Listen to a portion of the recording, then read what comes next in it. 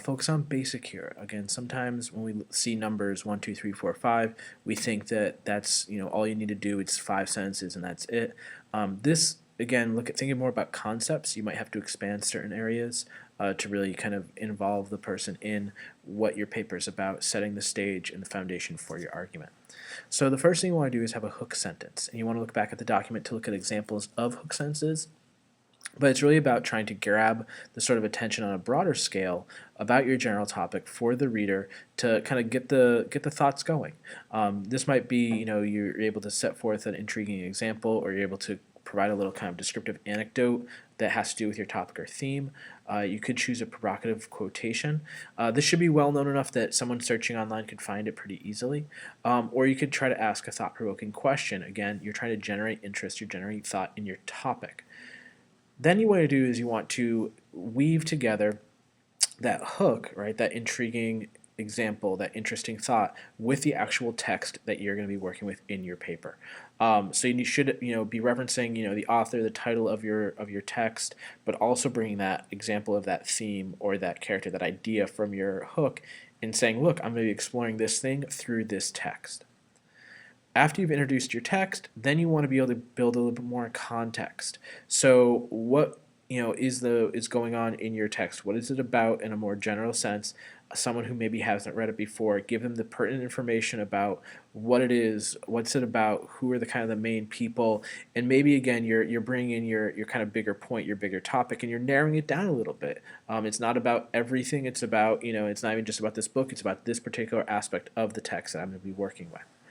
And then you have some wiggle room in the number 4 bullet here. More specifically, kind of what's the category of your topic. This is where you should be going and really trying to establish the specifics that you're going to be working with in your paper, right? So not in the big text, but in your paper.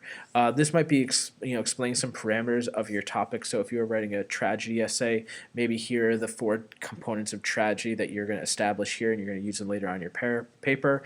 You might introduce characters here, who they are, their relationships to each other, and what their kind of association or role is with this topic, or other sort of concepts that you may come across. If you're writing a paper about privacy, well, how are you understanding what privacy is?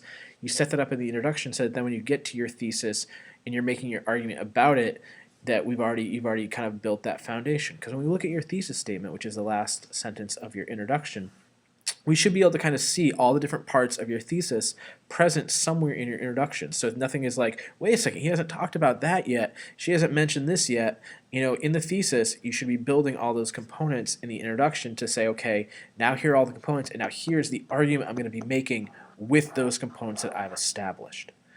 To kind of see this in action, we have an example paragraph.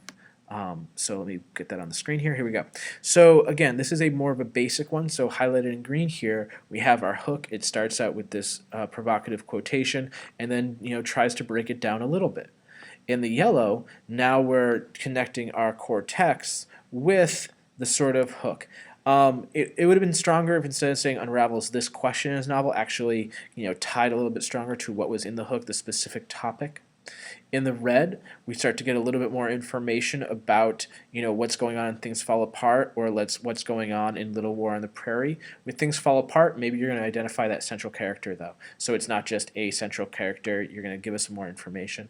Now we get to the blue, right, and we're back to really defining the topic in these texts, or text in radio program, and kind of what is the kind of clear point that's going to be driven towards.